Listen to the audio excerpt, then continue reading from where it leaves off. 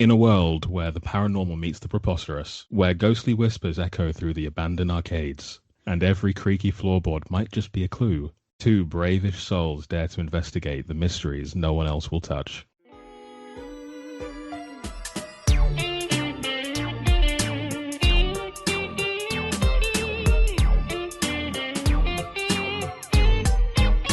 Boo-Foons, mystery investigators.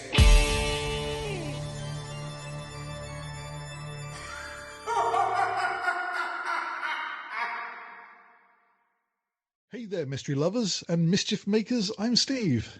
And I'm Dan, together with the Boo-Foons Mystery Investigators, your guides through the weird, the wild, and the wonderfully unexplained. Each week, we dive headfirst into bizarre tales, haunted happenings, and conspiracy theories so strange they'll make your nan's ghost stories sound like bedtime lullabies.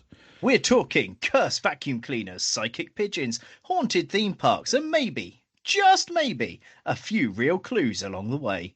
So grab your flashlights, your EMF detectors, and maybe a snack, because things are about to get weird.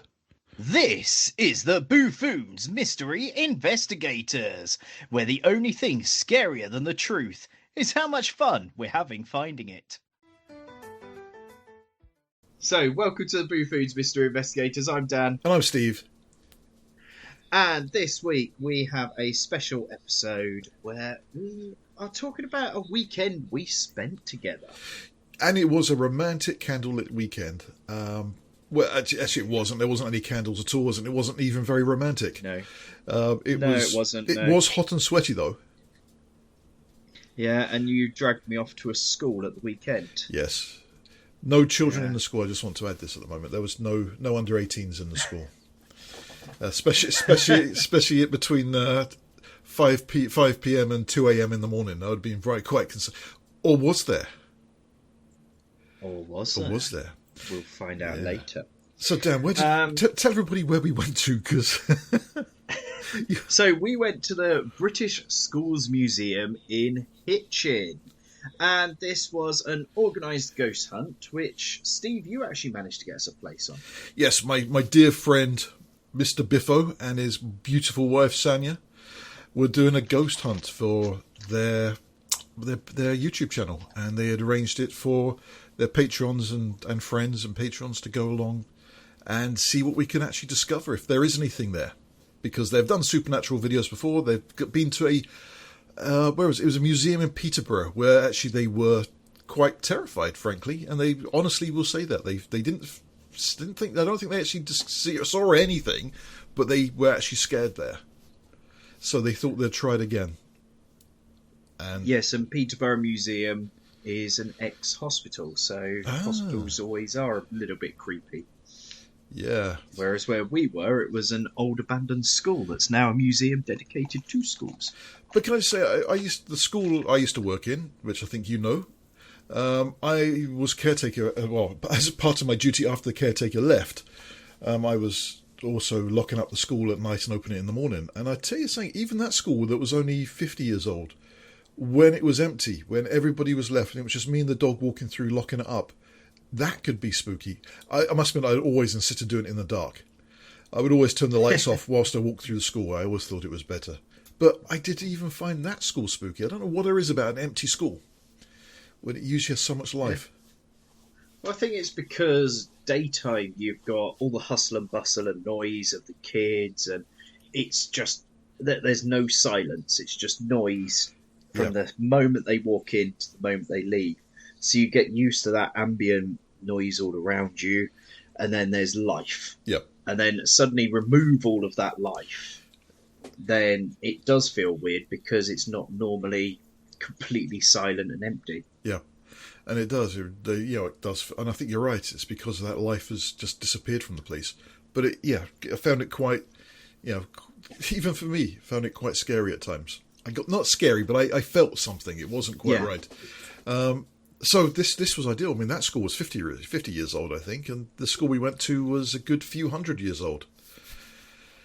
Yes, it was indeed. With the was it 1800s? I believe it was built, and originally just a boys' school for the boys in the area, and they tried the monitorial system, which had one teacher at the front, the whole school of hundreds of kids in front of them, and isn't that the head teacher behind the teacher. Isn't this the British schooling system in 2027? I think what you're describing is the future, not the past. I think Well, the way they're going at the moment with trying to chuck everybody into the same classroom, going, "You can do it. We believe in you, but we're not going to give you money to make it happen." I think that is where we're going back to state of education. Yeah, but that's okay. Don't think, just remember. That's what it is. Just what we tell you, just listen to that, but don't think. And I think that's what it was back then, wasn't it? Because, I mean, the fact in this monitorial system where one teacher would just be giving them facts and the kids had to learn those facts. There was... Yes. Well, you would just be standing there learning multiplication facts, how conversion of coins and money, so how many shillings are in a farthing. And then there'd be, if you were in the countryside, you'd be talking about comparing bushels to buckets to bales and that sort of thing for their crops. And making clay so boggets. It was just... Yeah. Slapping onto trees to keep the so school it was safe. just standardised of, this is what you need to know, that's all you need to know, off you go, you now know everything, nothing. Yeah, so that is exactly what the monitorial system was. How many in that school? I mean, it's the only monitorial school still left, or classroom still left in the world, apparently. Apparently. So, how many kids was it? 300 or 500 boys in there? I can't. It was about three. Yeah, you're about right. 300-400 kids in that room. It was no bigger than any normal school hall. Matter of fact, it was smaller than the school halls that we've been to. To think of that many children crammed into one place. And the fascinating fact, I know this is nothing about the visit, but this is about the atmosphere and the place. That this old school hall has these holes in the ceiling which you can just pull a cable and it opens up a hole, because everybody smelt so bad when the school was there.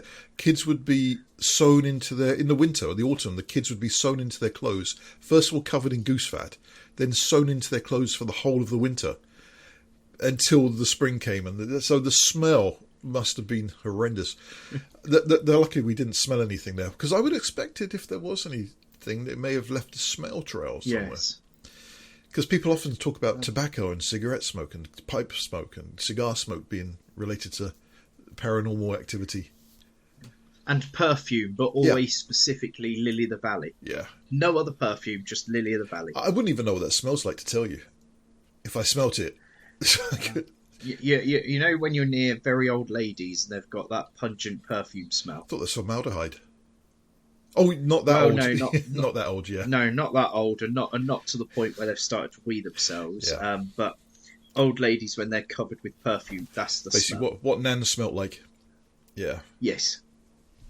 Actually, yeah. Oh, but the school was fascinating. So I don't know where we got to there, but yes. So we went to the British schools. Well, we were sort of setting the scene, weren't we? And then over Badly the years, the school had gone from the Victorian school to having classrooms added onto it as time rolled, and then a whole section for the girls when girls were then allowed to go to a school as well. That was then added on, and then there was the head teacher's house as well, which I believe I'm right in saying that the head teacher's house that was there was actually rebuilt at some point. I believe he said it had been knocked down and rebuilt at some point, and then all the rooms have been designed to look like how they would have done originally. I might be wrong with that. It may well have been knocked down from the original, because that building was we're still talking turn of the century, if not before. So we're still talking, turn of previous century, not this century, obviously. So it's definitely an 1800s build. So it could have been there before, because that school and buildings on that site had been there for many years. It's like next door. I'm sure that couldn't have been the only classrooms. Didn't ask about that because it only had 4 classrooms still left. So I'm assuming the new development next door was part of the school, because when we went to the bomb shelter, they said there was a tunnel linking the infant school to the bomb shelter underground.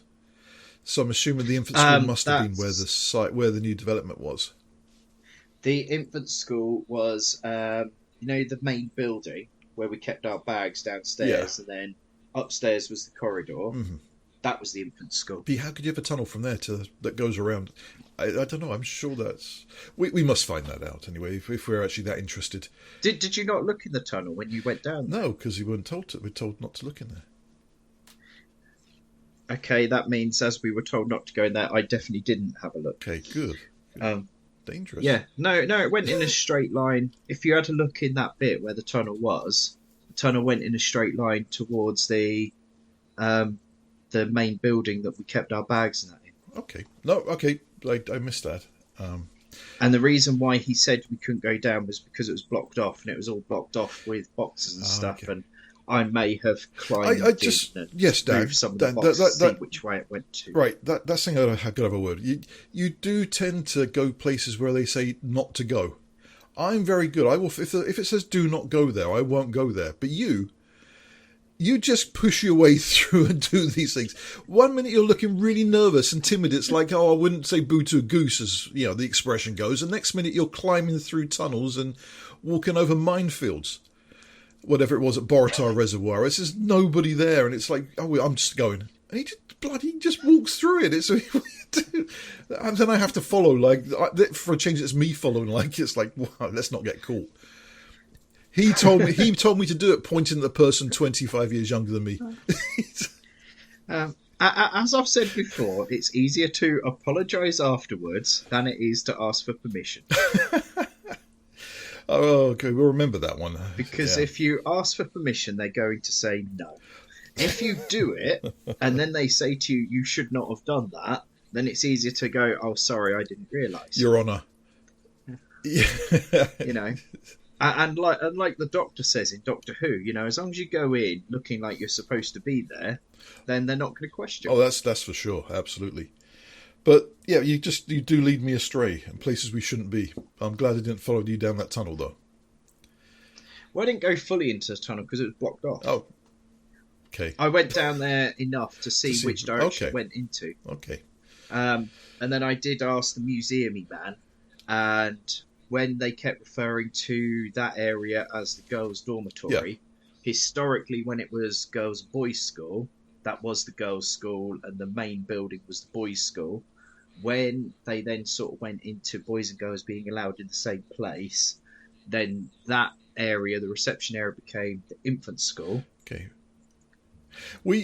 So that's where you'd have all the little ones. Okay. And it's funny because where the infant school is where apparently they reported most paranormal activity in the past. Which is unusual because when I guess we were all there though. It was full of life because we all had the bags there and there was all the food and everything. Lights were on. No one reported anything or felt anything in that area. No. Lovely Paul Senya. Lots of streamers and Patreon followers and Twitch and YouTubers all went. Everybody was skeptical, very skeptical. I think still a few people there who wanted to believe in something paranormal. But everybody basically was skeptical, but just were going along for the experience, or to be in a Mr. Biffo, Sanya, and Paul and Sanya video. Which I will plug now. Go onto YouTube, search for the Paul and Sanya YouTube channel, and look for the video we released, a ghost in an abandoned school or an old school. I can't remember which the exact wording is, but give it a watch, and you will see our beautiful faces in there several times throughout the video. Yeah, I do apologise for that. So we started. We met up in a pub. Everybody was having already there. I think for some time, so there's quite a few drinks had already gone down by the time we got there. Yes, we got chatting to some of the lovely guys and girls there, and which was quite nice because the guys we started chatting to is the team we ended up on. When we actually decided when we're at the school museum, and we all split into various groups to look at the different areas because there was 3 main areas. Sorry. Hashtag best team. Hashtag best team. Hashtag best team. We were in the best team. Yes, and we're going to hopefully, fingers crossed, be releasing a special round table discussion with our team in the coming weeks to discuss best team. The best team, yeah, and it'll probably be called Best Team Podcast Episode. I don't know. Yeah. Unless I think of a better name before. I think that's highly unlikely. No one can think of a better name than that. Yeah. To be fair, we were accused of not being very sensible. However, when you watch the YouTube video, our group is the most sensible group. Oh yeah, So we were accused the whole time of not taking Yeah. it seriously, and when you watch Paul's video, we are the most sensible ones there. well, it may be because we were the only ones to actually. I don't know if getting immersed in it or getting some sort of feedback.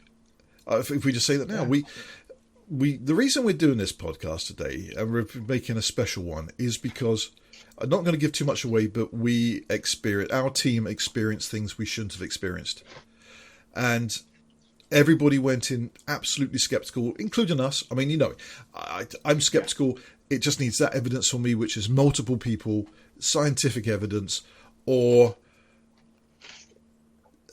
basically that's it, really, isn't it? Multiple people or some sort of evidence.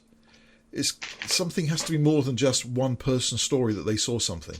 And I think if on the night, if we'd have all split up separately and two people had come back and said they saw something or they felt something, nobody would have believed it because people got imaginations. No.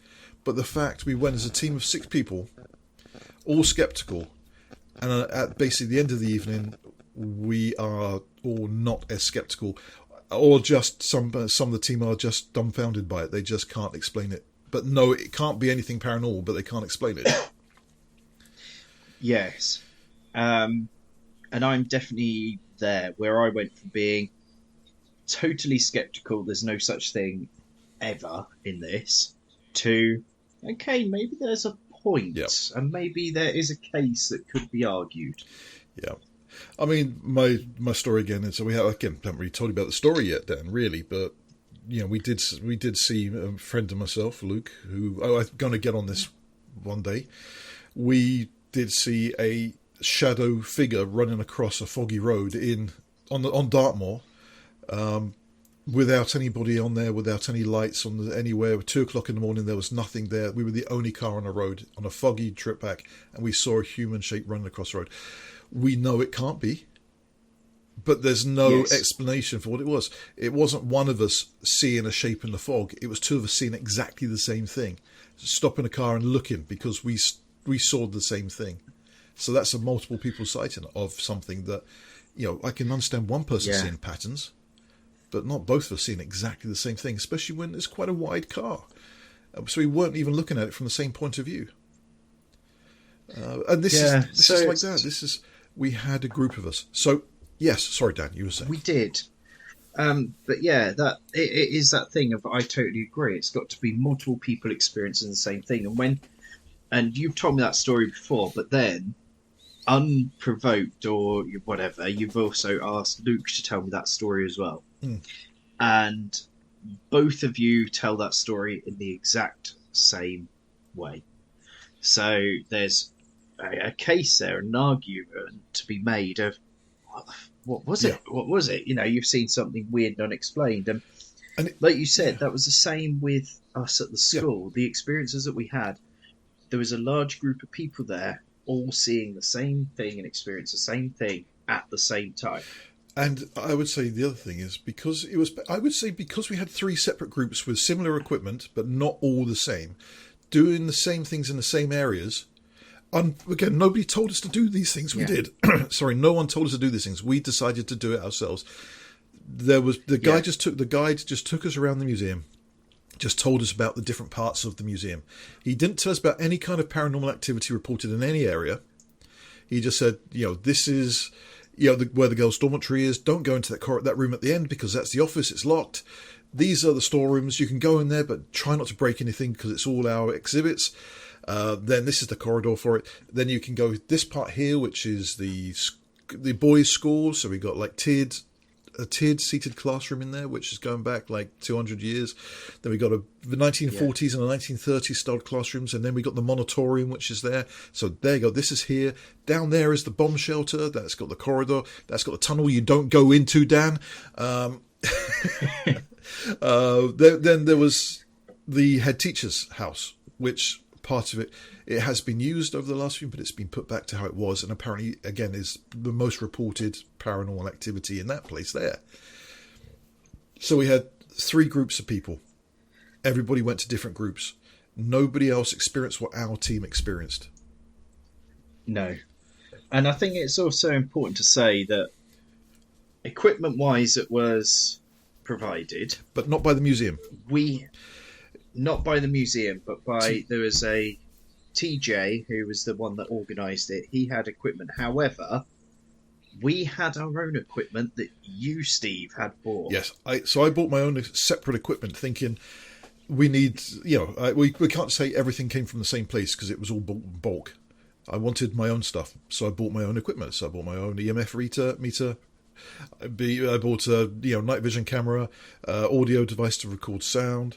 What else did I get there? Oh, the UV torch and night vision headset, just to make sure we had all our own stuff. Because I wanted Dan to have night vision as well, so we could both see what we're doing in the dark. You don't want to fumble around. Yes. Yeah, you don't know what's going to happen if you don't know what you're doing in the dark, Dan. Yes. But yeah, so I took my own stuff. And the fact is, okay, let's not go into that fact yet. So, Dan, where did we go first? Well, we had the briefing, didn't we? Like you said, we were taken around on a tour by the guy from the museum to say these are different places. Give us some history of the place. Nothing to do with there are ghosts here. It was all to do with the history of the place. Like if you were a visitor to the museum in general, the standard talk you would get. Yeah. And then, whilst we were outside and waiting, we got chatting to a guest that was there, and she used to volunteer at the museum and experienced some creepy things. So I'll drop in the interview with her about some of the things that she experienced. All right, we're here with Em, who at the Hitchin British School Museum, or British School Museum in Hitchin. I can use it. BSM. Yeah. British School of Motoring. And she used to volunteer here and had some weird experiences whilst volunteering here. So I used to work in collections. I volunteered for a summer, and our office was on the top floor, which used to be the girls' school. And even though it was midsummer, always freezing cold. We'd have to wear gloves, we'd have to wear jumpers. You get in at 8 o'clock in the morning, open up, very dark because, the windows aren't as big as you would hope for.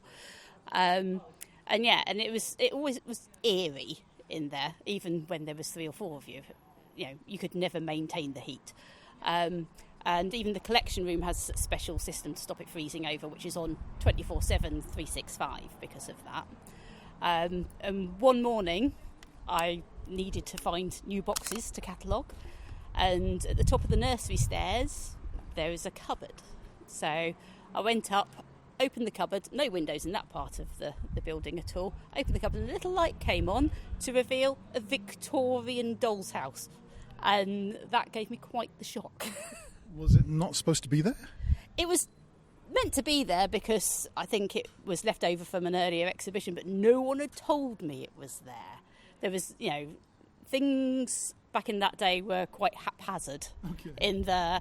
I mean, you'd have seen as we were going up there, there's just like a load of stuff on a landing or a turn in the stairs and stuff. So I'm expecting boxes and boxes and boxes, and I just have got spooky Victorian play. So was it just a feeling you got when you saw it, or was there anything? I mean, it was unexpected, but also you get that sort of like vibe. I think you sort of taken aback, but then also a bit like I don't really want to go near this. So when you said a light, was it a light inside the doll's house or something that was shining on the doll's house? It was like one of those little press button lights, I think, that someone put in there just so that they could see things. But there was no indication that there was a light on in the cupboard as I approached the cupboard. So, yeah. So the light went on as you opened it? Yeah, I opened and it was just like, ta-da! Went on by itself? Went on by itself. And we've seen the lighting hasn't been sort of improved around here, has it? No, it's, I mean, the lighting that they've got is basically just like strip lighting, and it's either on or off. There's no mood lighting, there's no nice up lighting. It's just like it's either there or it's not there. So, And it's not like doors are tightly fitted. You can see things. You can see people walking behind doors if you're approaching a door from a different level. So you would have seen, if the light was on, I you would would have have seen it. if the light was on You before opened I the door. opened the cupboard. And it was on. Yeah. Okay. I can show you the cupboard later. Thank you. And with the dollhouse just placed there in front of you. Yeah, it was just like this big doll's house, and it's just like, ta-da, here I am, and just like other just random things that weren't quite so sinister, like books and pens, on other shelves. Yeah. But it was, that made me jump. How about anything else? I mean, we've been walking around and not found it too cold because it's quite hot today. Yeah, and I must say, today is the warmest I've ever been in this building, and considering it's evening and it's September, which is don't think our different. chances are high at seeing anything tonight. No, but as it gets dark, you do get feelings. I mean, because I was mainly working in that part of the building, and I'd be by myself for a couple of hours before anyone else rocked up, because being volunteers, why get out of bed early? But and I mean, in the collection, there's loads of real history in there. We've got school uniforms from some of the kids, and what they would have worn, that have been donated from places like the Jill Gray Foundation. We've got uniforms from the soldiers and people like that, because a lot of the kids from Hitchin, and especially this area, which was the slums, signed up because you get 3 square meals a day, and Yep, and you get to hang from the ceiling. Yeah. So it might have been lifting them a little bit out of poverty. However, very few of them came back. And again, with the air raid shelters, sometimes other volunteers who, when they'd started that exhibition, got the feeling of being watched or being crowded in there, even when they were just going, let's put a new tablecloth on the thing, or let's make the beds, or whatever. Any of your colleagues ever report anything to you? There was one elderly lady who, she wouldn't go into the second collections room. That was just no, I need this box, you're going to have to go get it for me. But I like that. Yeah. I like that. Somebody just feels so, they won't even go in the room. She won't even go in there. And, you just think, why? And then you go in. And again, it's this very small, dark, cold room. But I never had a problem with that room, luckily, because that meant that she could get her boxes of beautiful costumes out. And then we went up to the corridor first, where the girls' dormitory was. I think that's where we went first, didn't we? We upstairs. did, yes. That's not a good start when you can't remember where we went to first. Yeah. Well, we went up there, and one of the guys with us, he had a spirit box and started to get weird things happening on the spirit box. And our EMF readers suddenly all started going off. And they were the one that you had bought, so it only been touched by you to put batteries in, and then brought to the museum. And the ones that TJ provided, which were all the same. And the fact that all of them started going off at the same time means that they couldn't have been tampered, because ours hadn't been touched by anyone but us. Yep. We to say that we did. Initially, when we went up, we had a look around the storerooms. There's some creepy things, dolls and rocking horses and prams and stuff like that. But we didn't get any signals. There was no EMF signal anywhere. No. You guys were all going along the walls checking for electricity cables, and the most it would do was spike to orange for a quick second. Then it would go off. So you'd have to be literally on an electric cable built into the wall or a plug for it to actually respond. These EMF meters were not going off until this point, until Cliff started talking to the spirits. Spirits. Yeah. Until he started talking. But what I liked about it, he was talking to them as if they were children, which was really good. When you hear other groups, were they talking to them as their children?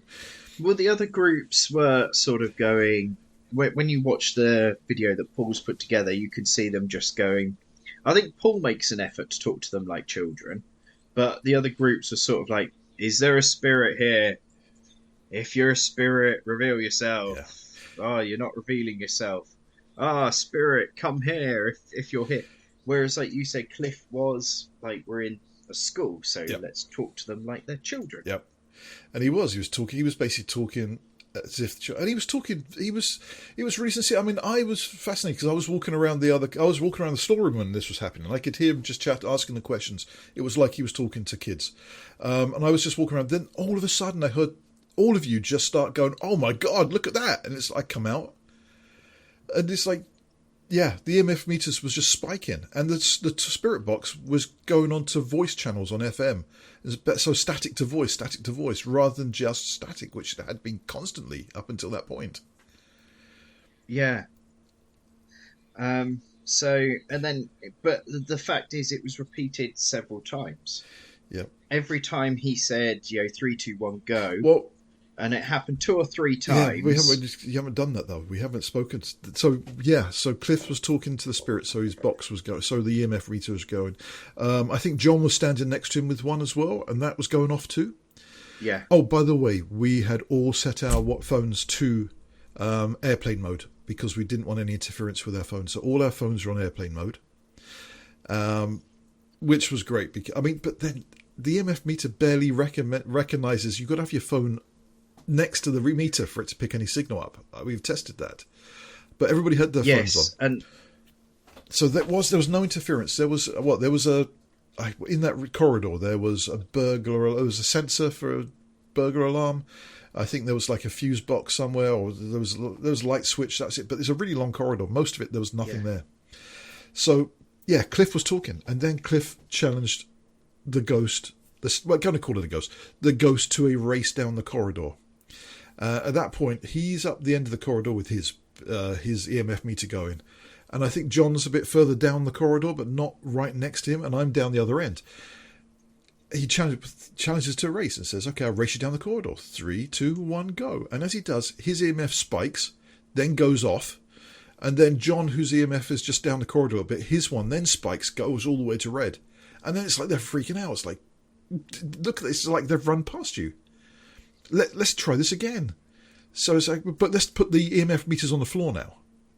So everybody put the EMF meters on the floor. We got a couple of those balls which light up if you have sensors, if they sense the movements. There was a couple of those balls out on the corridor as well. So now at this point, there's 3 EMF meters on the floor. I'm actually out the corridor at this point because I don't want to interfere with anything. So I'm standing in the room at the end, and Cliff does it again. 3, 2, 1. And as he does it, all 3 EMF meters spike in order as if something was running down the corridor. And we got the audio for this, and I think if we can put this in here somewhere, because we have got the audio of the reactions, we could probably put this in. 3, 2, 1, go! Was that flickering all along? No, that was solid the whole time. It just jumped up. That one as well, because that one started. Yes. That one's flickering as well. Wow. It's now gone back to normal. This started, then that one, and that one still is. But yeah, it was absolutely unexplainable how 3 EMF meters, because no one told us to do that. No one suggested it. Put your meters down on these points here. It was just what the team decided to do. Also, the cat balls went off. They lit up. But we think that could be because there was some movement. So I wouldn't... Yeah. On its own, I've said the cat balls were no evidence. But the fact is they were flashing at the same time as the spirit box was going and the EMF meters were going. And unexplainable. They weren't going all the time. They just went in order. No. But then it stopped. Then Cliff was trying it again. Then there was no reaction. The spirit box was back to just static again, and the meter was back on green, and it didn't come back at that point. Also, what about the room at the end? The room we were told not to go in because it was locked. Yeah, so the room at the end, the guy in the museum, and when we did the tour, the door was closed and the latch was across. It was closed and the latch was across. We were the first group to go up there after everyone had been up there, and we're told, do not go in the office at the end because it is closed. It's out of bounds. and it was unlocked. And open. The latch was off and the door was open. But before that, it was closed. And we had a look in and didn't really see much. Then went, hang on a minute, this is the office that we're not supposed to be standing in. So we left and closed the door and put the latch up. When we went back downstairs to sort of share with the rest of the teams what we had discovered in our first bit, we made sure to tell them all the door at the end. When you go, next group to go up there, the door should be closed with the latch on. And they went, okay, cool, fair play. So we then went off to the monitorial classroom, the classroom's next with the shelter. But then a bit later on, the group that had gone up there said that the latch was off and the door was open. Yep. And there was to get to that room, you had to go past where we were, and nobody had gone up there in between. Yeah, and nobody had been up there. We had closed it and put the latch on. So that was a bit weird. It was closed. There was no way that door could have been opened unless somebody went up there. But we were the last ones up there. Nobody touched it. We went down. Nobody went up until that next group went up. And there is one other thing with that corridor where you felt your cold spot. Yes, where I looked, and there wasn't even a gap in the window. There wasn't a fan. There wasn't anything there that could have caused coldness. And it was just in that very, very, very specific spot where if you're a millimetre to the left or right, nothing. That one very, very, very specific spot, cold shiver. And then one of the others did say they felt it as well in that very specific area. And the EMF reader sort of went up to about an orange or something in that very specific spot. So that was a bit weird. Yep. And later on, funny things, later on I went upstairs with somebody else when you guys were all doing your interviews at the end of the night. And I said, look, Dan felt something here. Tell me if you feel anything anywhere. And they felt exactly the same thing in exactly the same spot. And it was really weird because they weren't with you, or they weren't with us when you were telling me about that. No, they were in a different group. But they felt the same cold spot. I didn't feel anything there. I didn't feel anything. And that's the other thing about this whole time. None of us felt anything atmospheric-wise, or no one said they felt it, felt scared or anything. As a matter of fact, people said they felt more, the feelings were more like comfort and, relaxed there rather than freaked out. Well, there was one person that was scared, and that was Dan Does. Because Dan Does believes in this stuff, and he pretends he doesn't. You know, these people who deny things too much, and it's because he's living at home. I bet he's got salt circle around his house. Yeah. Dan Does. But that's all I'm going to say on that, because people will have to go and watch the video to see why Dan Does got scared and jumped and was absolutely terrified for a few moments. But I do agree with Dan Does' verdict with that one. It's not proper. That wasn't a proper scare. He's not really that. He's not that much of a coward. No, I think Dan's got some. Dan's got some good points there. So we went downstairs after everything we saw. It all quietened down on that hall, and then we went downstairs. We all spoke about it. Nobody else has seen anything on any of the places. The head teacher's room, the classrooms, the bomb shelter. No one had felt anything anywhere. Had any kind of responses on any kind of equipment. So we all moved off to the next place, and the next place for us was the classrooms. Yes, where nothing happened in the classrooms. To start with, did they? Well, I had an interesting thing happen in one of the classrooms. So, and I've deliberately saved telling you this until we record this, just to get your reaction live on the podcast. So, obviously, you had given me the infrared camera, the night vision camera. And I was sort of walking around the classrooms and I was looking through the lens because we've got all the lights off, it's all dark, and haven't really experienced much. Because we were told to try and recite some times tables, I was reciting some times tables. I could hear you trying to do the piano in the background, thinking that you're Venkman from Ghostbusters. And as I'm in one of the rooms, I don't know if you noticed, but I came quite sharpish into the room that you were at with the piano. Yep. There's a reason for that. I went into the room and I'm scanning the room saying times tables, and a Victorian child appeared out of nowhere. I knew that was going to happen too. I just had this feeling when I saw it, and then when I heard you scream, I knew what it was. Yeah. And then I got the torch out, put the torch on, and looked. It was an old sepia photograph on the wall of a Victorian child in the Victorian outfit. Yeah, 1-to-1 scale. It was big, huge picture, 1-to-1 scale of all these kids. And I heard you scream. I did. Well, I didn't scream. I just sort of went, "What the fuck?" I sort of went, "What the?" And then put the torch on. Then that's why I came quite sharpish into that room, because for a couple of seconds there, I was like, "Oh no." But yeah, so it wasn't anything weird or spooky. It was just a photo on the wall. Because when I walked into that room and I had my headset on, my night vision headset, it focused straight onto those pictures. I thought someone's going to get scared when they look at that. It was you, which was even better. And I think we still got the footage of that, so we might have to dig the sound out to see how much he screamed. 3 times 2 is 6. 4 times 2 is 8. Even rope counting isn't working. Right, that just... We realise I've been talking and having been stabbed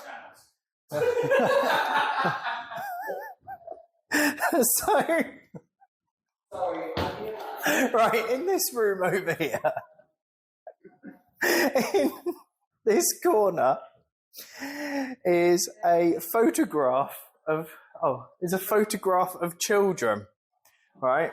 So I'm looking through the night vision camera and I suddenly go, "Oh shit, there's a child over there." That is quite scary. But yeah, it's on the night vision. I suddenly went, "Oh!" And it's just children. Just a picture. You didn't scream. No, I didn't. That's awesome. But then we were when we went and sat in the stepped classroom for a bit, didn't really experience anything in there. But we did have some nice photographs with the team. We did. With. So at that point, after nothing in the classrooms apart from Dan getting scared, I decided on my own, because I don't get scared, ever. I don't know what it is. I went down into the bomb shelter by myself with the lights off. I was walking down the stairs in complete darkness, just with my headset. I felt like it was like Silence of the Lambs or something, just walking around, creeping around with just VR. VR, I keep saying VR. Yeah, IR headset. And as I was just about down to the bottom step, the doors opened and everybody piled in the room. That was it. I'll come in then. Everybody came in, but it was really cool down there. It was just brick walls. There was only a light on the ceiling with a light switch as a door before you go down the stairs, which has got to be about 20 foot down. It's quite a big, or maybe 15, I don't know, but it's quite a big set of stairs going down. You'd have to stand on someone's shoulders to climb out, basically, if the stairs fell apart. And it's creepy. So there's no electricity in there, apart from a light switch at the top and a light bulb on the ceiling. So the guys came in. You missed all this, didn't you? Because you were upstairs, I think. Well, I missed this bit because I had already been in the shelter. And nothing happened. And had sat there by myself and nothing had happened at all. And I had turned the lights on. That's when I then climbed into the tunnel to see where the tunnel went. Yeah. And then when there was absolutely nothing there, you guys were all still upstairs. So I came upstairs to try and find you. But at that point, we had then sort of crossed over. I saw the footage you just... I had gone back in, and you had then gone out to the shelter. So I actually missed what happened in the shelter. I saw. Sorry, because I was back upstairs. I saw the video of that. You just wander around the classrooms going, Steve, where is everybody? It's like everybody gone. The place was deserted. It was quite funny. But it wasn't sort of like a scared no, thing. Just, it was more of a case where is of, everyone? Because we were doing it on certain timescales. I was like, has everybody already gone back? Because we've still got time to explore. Yeah. Where is everyone? But this is where for me, the most interesting thing happened, even more than the corridor. This is amazing. Right. EMF, I put my EMF reader on the table. Just green. Just a green light on it, not doing anything.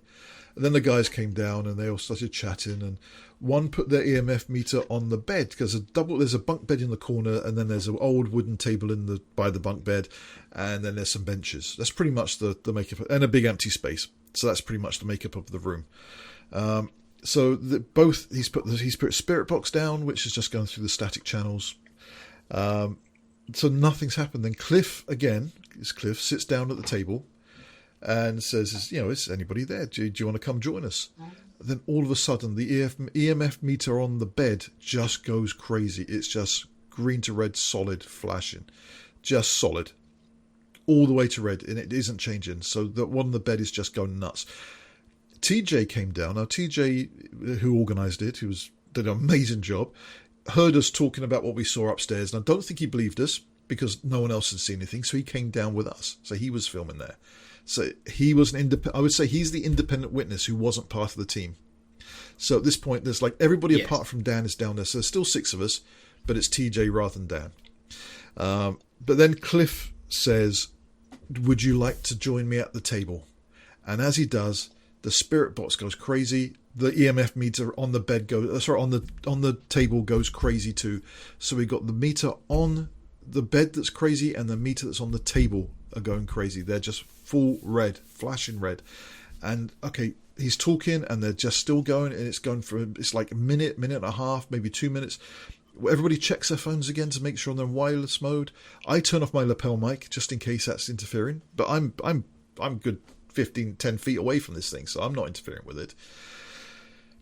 These lights are both going, and then he goes, Cliff goes, okay, I'm going to step away from the table in case it's anything to do with me, if I'm setting it off. So he stood away, and the lights were just still going. I mean, I've never seen anything like it. And then I sneezed. Something made me sneeze out loud, and it was a big sneeze in a confined space, and both the meters and the spirit box all stopped at the same time. They just went off. They went back to green, and the spirit box went back to static. And it was the moment he stepped away, I sneezed, and it disappeared. And everything stopped. And we couldn't get anything to come back. And nobody else had any readings in that area. No one else had any experiences. No EMF meters from anyone else went off in that area.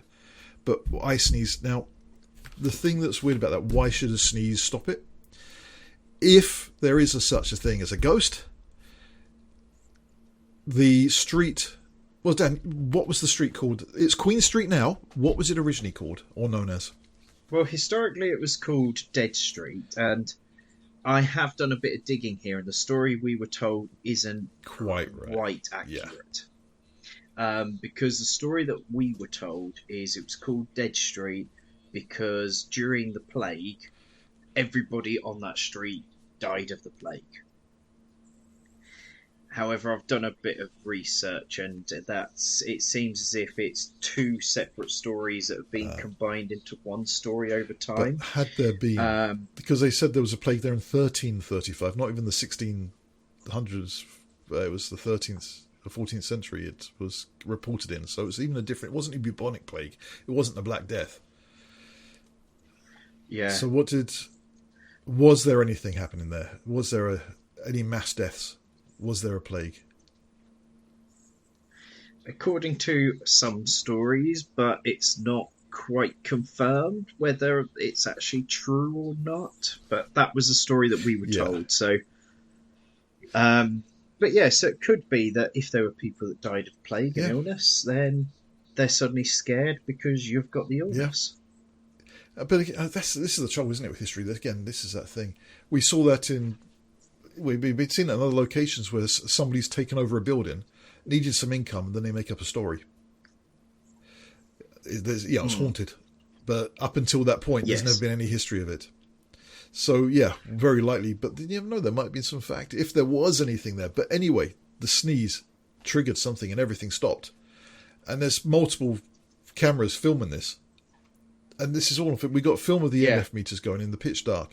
No electricity in there. We couldn't duplicate it. No one else had that. Everything stopped.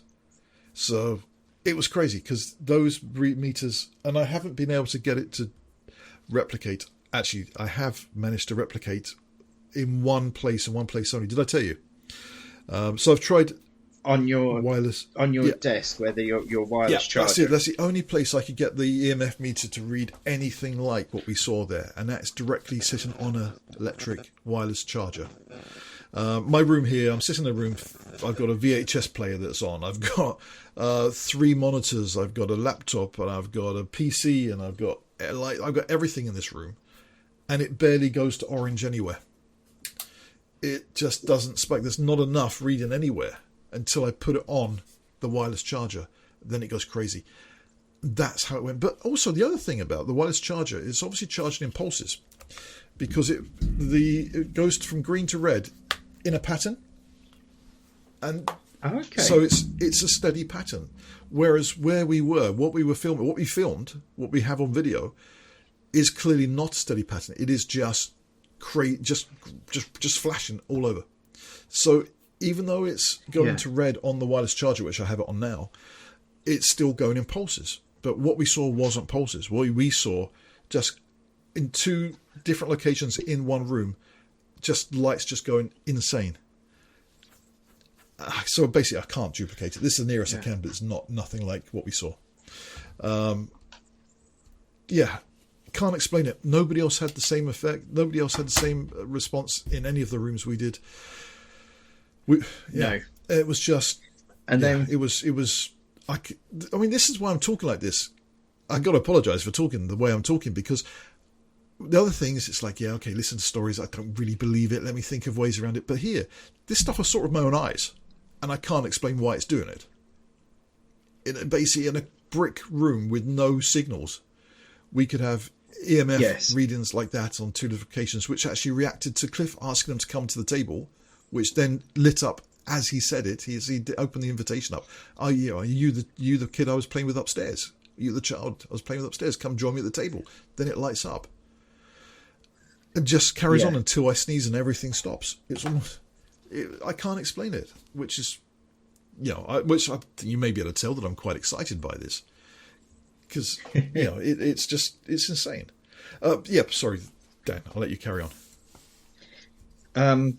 So from there we fed back to the groups, and again, nobody had really experienced anything. And then we went over to the headmaster's house, which apparently was the most haunted place in the whole of the building and the site there. And we were walking around, and there was the bit upstairs where a similar thing happened to me, where I had the night vision camera and I hadn't noticed what was in one of the rooms when all of you had noticed what was in one of the rooms. And there was me going in, and then suddenly see the shape of a person. A headless person. Just floating there. And it was a mannequin dressed as a scullery maid. Or as a nightshirt, wasn't it? I think it was a nightshirt, so it was even more like a... Because it was in the bedroom, wasn't it? It was up in the bedrooms, and I think it was a nightshirt just floating there. So it just literally looked like a floating torso. It was funny. And I remember seeing it, getting excited that I've seen something, and then you guys all just say something like, "Oh yeah, did you not see that earlier?" So, that means it's definitely not a ghost. Definitely not a ghost. So it was me excited that I had seen a ghost, and turns out it was definitely not a ghost because it was a mannequin. But then downstairs there, where we were in the living room, we all sort of sat around the dining room table and tried to get some sort of reaction from the headmaster, calling him all the names and the nicknames that apparently he doesn't like and responds to. Nothing. Started to do some blaspheming on the Bible, just to see if his Victorian values would come out, and nothing. People sat in the rooms on their own. It was in to see if they could get anything on their own. Nothing. We put EMFs on the bed. Nothing. Yeah, it was. Sorry. Until Cliff came running in, very excited, because he was convinced that there would be something in the toilet. And he had been out to explore the toilet, and then came back in very excitedly that one of the balls was flashing around, and it was going mental, and there was definitely something in the toilet. And I remember I then sort of trusted him enough to run out because we had been taking it seriously. So clearly there's something weird there. And it was Paul deciding to turn the channel into a prank channel and had somebody dressed up as the unknown from that terrible Scottish Willy Wonka experience in the toilet. And I did have to laugh watching the YouTube video back because I sort of go to the door, open it, and then the guy dressed the unknown steps out, and I just step backwards to let him walk out the toilet, and I'm just looking at him like, yep. And I think it's because I don't think I reacted purely because I was so excited to actually experience another ghostly, unexplained thing. And when it was somebody dressed up jumping out at me, I was like, oh. So inside I was just that disappointed that it wasn't a ghost or something unexplained, that my brain just didn't compute that this is somebody trying to jump scare me. Yep. Yeah. Yeah. Well, that's Biffo for you. What can you do? But I think that's also one of the reasons they did it is because they even Paul and Sanya. I know Paul was very disappointed that there was nothing. It's Sanya who is quite a believer in this stuff, even though she says she isn't, but we know she is. Didn't feel anything. They didn't see anything. Well, she was quite scared, quite through. One of the other groups did report they heard knocking on one of the classroom's doors, and they went out there. There was nobody at the door, and then they asked everybody if they'd knocked on the door, and nobody had said anything. Oh, everyone said it wasn't them. But again, knocking can be anything. It can be anything from pipes to. There can always be knocking on a different door in the building, which could just. So knocking, I would have said. Would be interesting, but it wouldn't be anything compared to what we experienced there. And actually, in that area where they heard the knocking, that was in that building where you've got lots of wood. It's very open. It's very echoey. And there were other people walking around there at the same time. I think somebody else said they heard voices, and one of the voices said their daughter's name. But again, that's just one person hearing something. If everybody had heard it, again, that would have been different. If more than one person said, yes, we heard a strange voice, there's only us in the room and it's saying names and things. But again, one person. If one person sees something for me, that can be their imagination. It can be all sorts of things. But a group. But then you say that with the names. That was the group that, rather than having a spirit box, had apps on their phones. Which, when you look into the apps that are on the phones, they do cycle round random spooky words and a word list that's been fed into it. And when you counted, it's not random intervals. There's a time to it. It does also... Like when that dude was walking around with us with his phone, you could sort of, if you counted, you could actually figure out when it was about to say something. Also, it did seem to react to certain things you said. So if you're saying, okay, I'm going to head off now, or you can listen. So I'm convinced it's listening for keywords as well. Because, it's like, okay, we're almost finished, time to go now. And then it's like 10 seconds later, don't leave. And it's like, I'm sure it's just listening to words, to keywords to pick up. So I would never use an app, to be honest. I mean, the EMF meter is, again, I never even thought they were reliable, but people have been using them for years. There must be something. There's got to be something. And the fact we saw, even if what we saw with these meters wasn't paranormal, which, again, I don't necessarily believe in the paranormal, but what sort of signal could actually trigger these all off at the same time? In different locations and timed as well. If you were sending a wireless energy signal like my charger here in a room, how could you focus just the bed and then the table and the bed, know where people are? I don't think anybody could have faked that. And again, having equipment from different sources, both doing the same thing. To me, there are far more questions after we finish there. And the way that was lighting up, the only way I managed to get a reaction from it was putting it near my phone when I had the plug-in for our wireless Bluetooth microphones. And if I put it near that receiver, it went mental. And if it was away from the receiver, it was just green. So the closest I've managed to replicate what we experienced and saw on the EMF meter was putting it right up next to a Bluetooth receiver. And where we had them, like I say, in the corridor where we put things, it was on the floor. No one was around these things. And it's, People are quite Yeah. tall. There's nobody really short there apart from yourself. And the ghost children, of course. Yeah, I mean, nobody was even close to these things, and they were all going off, and they were going off in order. Nobody was close to them in the bomb shelter, and they were going off. And the fact is, they were responding to what Cliff was saying. And it couldn't have been set up by anybody, because if it was set up by people beforehand, every single group would have experienced the exact same things as we did. And no one did. And they all had the same equipment. Nobody detected any cold spots, as far as I know. Only hot spots where people had been sitting, and somebody goes, "Oh, look, the chair's hot." Well, yeah, because someone was just sitting there. So we know that equipment works, which is really good. I mean, looking back at the footage, I didn't see any classic orbs or anything like that. There was nothing, no mists or orbs in any of the rooms. So there was nothing visibly in any room that would have shown anything. No one felt anything apart from a couple people in a certain space with the cold zone. There was so nothing was turned infrared. Nothing turned up in any photographs. There's just the EMF meter and the spirit box, and the fact it responded to the voice. The instructions. It's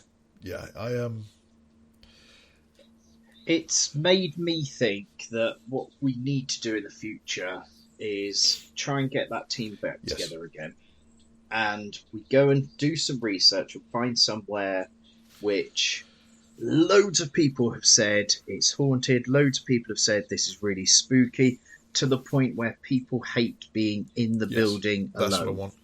And I think we need to find something like that where multiple ghost hunt teams, not just Most Haunted, which we know was fake, but actual ghost teams that are not doing it for the sake of television and making it all up as they go along, but have said there is something here.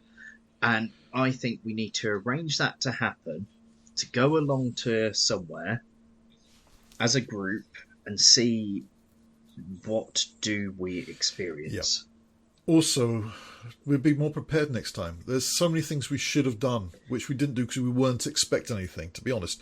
We didn't set up static cameras on tripods. We should have done. If we'd have had camera in that corridor, at the end of the corridors, film in that corridor, that would have been interesting. We perhaps could have seen the door opening. Who opened the door?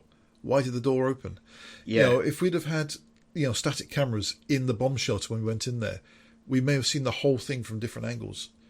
There's so many things we should have done, and we didn't because we just legitimately did not expect anything. Because we were that skeptical. And even looking back at the footage we filmed, I think we were so stunned at what we saw. People didn't get incredibly clear footage. There is footage there of the responses, the reactions. I mean, the thing I found out afterwards, the IR cameras don't really pick up the lights. You can see it glowing on the EMF readers, the EMF reader, but you can't see the actual light colours going off. You only can see. So we'd have to have a combination of infrared night vision and normal low light cameras, and perhaps normal cameras as well. We would have to have tripods set up because we should have got those areas. And this is. I mean, if we'd have gone as well and we hadn't experienced anything, I wouldn't be thinking about this. How do we capture this properly next time? Yeah, because we need to. If we do this again, and there is something else. But it might just be Cliff is bringing that stuff. We need to have... Cliff, if you're listening, come with us. We need to get the group together. Come on. Let's all go. Let's find somewhere that has a dark reputation. Well, in the WhatsApp group, he has said, yes, let's all go and do something in the future. And so have quite a few of them. So I think when we do our next chat next week, or later this week, so we're having a roundtable discussion, depending on when this goes out, I think we'll try to get this out as soon as possible as just maybe a special.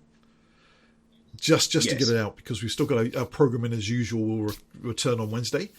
I think it's important because we can't leave this longer. And if you listen to me now compared to how I usually am on these calls, on these podcasts, I'm very animated here because I can't explain what I saw, and it's blown my mind. And for the last week, I've been thinking of ways they could have fixed it. How could you fake this? What could have caused it? And I can't see any way that what we saw was manufactured. Yeah. Well, there are ways that I have thought of how it could have been manufactured.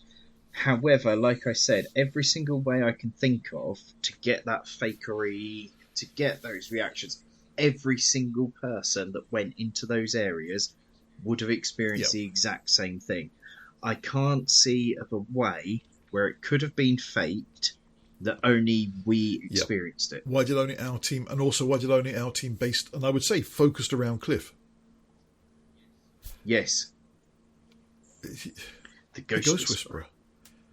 But I think we probably call it a day for now because we've sort of hit an hour. I think, but I just had to talk about this. We just had to talk about this, but we will release our round table discussion with the rest of the guys.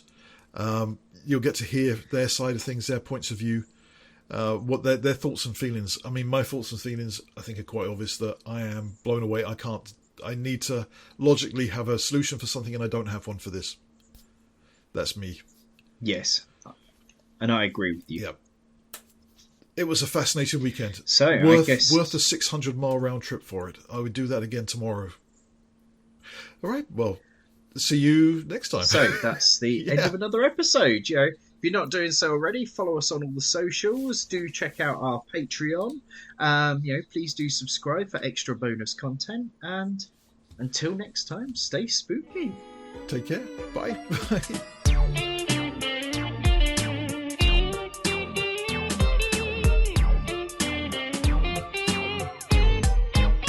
Boo-Foons, mystery investigators.